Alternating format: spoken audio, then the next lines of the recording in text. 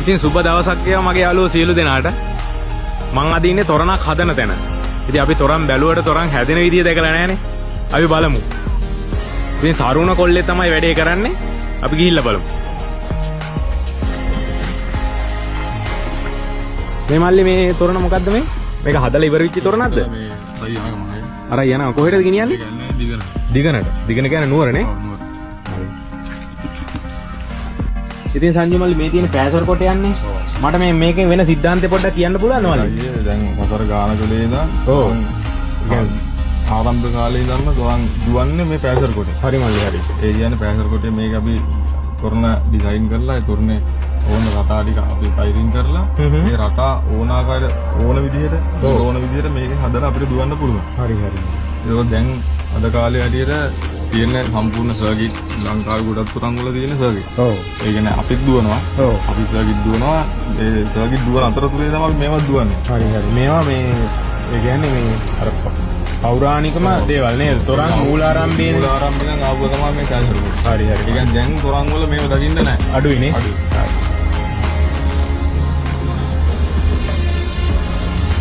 ඉතින් මල්ලි මේ දැන් තියෙන LED බල්බ්නේ. මේ ක්‍රමය මොකද්ද? ඒක තමයි මේ දැන් තොරන් ආරම්භ කාලේ ඉඳන් මේ වල තමයි වීදුරු බල්බ් 5 වෝල්ට් වලට තමයි ආවේ. ඒක තමයි පරණම ක්‍රමය තමයි 5 වෝල්ට් දැන් නම් LED දුවනවා පික්සල් LED දුවනවා. ඔව්. ඒක දුවනවා. ඊට මේක තමයි මේ 5 වෝල්ට් කියන්නේ මේ බල්බ් එක. හරි. ඒකෙන් තමයි තොරන් ඒ කාලේ නම්ම දිව්වේ. ඉතින් මල්ලිත් ඒක කතා කරලා මල්ලිගේ නම කිව්වේ නෑ අපිට. සංජු. ඉතින් සංජු මල්ලි තමයි මේ තොරන් නිර්මාණය වැඩේ කරන්නේ. ඉතින් තරුණ කොල්ලෙක් ඇත්තටම හරි සතුටුයි මේ වගේ වැඩ කරන එක ගැන. ඉතින් මල්ලි මේ අලුතෙන් හැදෙන තොරන් නේද? මේක කොහෙටද යන්නේ? මේකයි යන්නේ නුවර අම්පිටිය. නුවර අම්පිටිය. ඒක නුවරමයිනේ.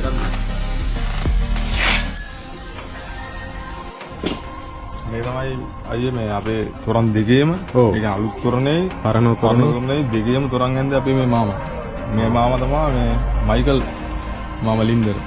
ලින්දර මයිකල් මාමා.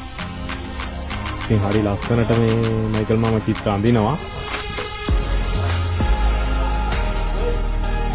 මේක මොකද්ද මාමේ? මේක මේ මණිකෝර ජාතකයේ අලුත් කතාවක්.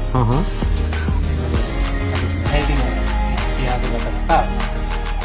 මේ මණිකක් සම්බන්ධ පොරකමක් ගැන තමයි මේ කතාවේ කියවෙන්නේ.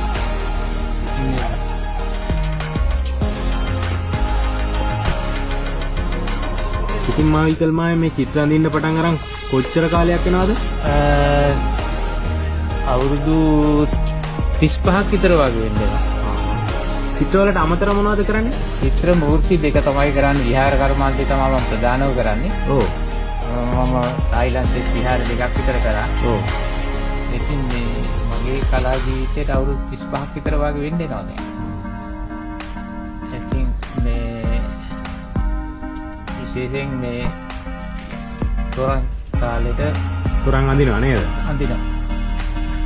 ඉතින් සංජු මල්ලි මේ තොරන් වැඩ සහ ඉලෙක්ට්‍රිකල් වැඩ මේ කොහොමද පුරුදුනේ කොයි කාලෙද? මම අයියේ තාත්තගේ වෘත්තීය රස්සාව ඉලෙක්ට්‍රික්.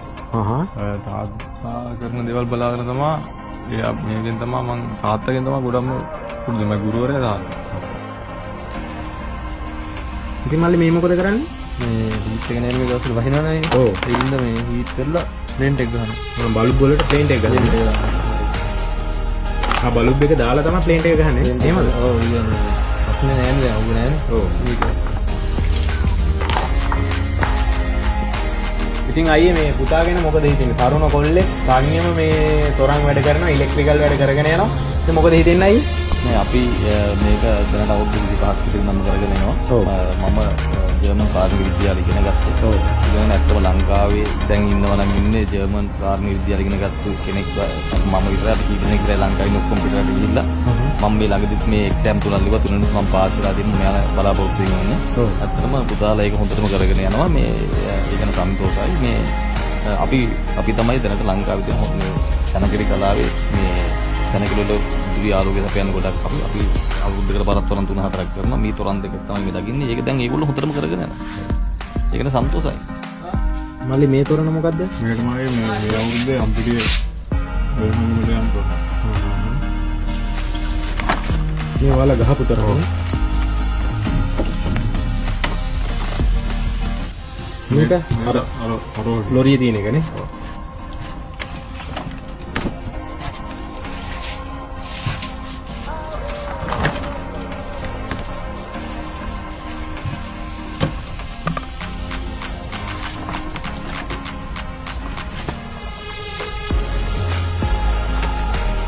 ඔනිදී අපි අපේ සංජු මල්ලිගේ මේ ඉලෙක්ට්‍රික් සහ තොරන් නිර්මාණය දැක්කා. ඉතින් මේ සංජු මල්ලි කියන්නේ ගමේ ඉන්න දක්ෂ මේ තොරන් නිර්මාණ ශිල්පියෙක්. ඉතින් මල්ලි වාගේ ඉදිරි ගමන සාර්ථක වෙන්න කියලා මම ප්‍රාර්ථනා කරනවා. ඉතින් මේ වීඩියෝ හොඳයි නම් ලයික් කරන්න, කමෙන්ට් කරන්න, ෂෙයා කරන්න. කට්ටියටම ෂෙයා කරන්න.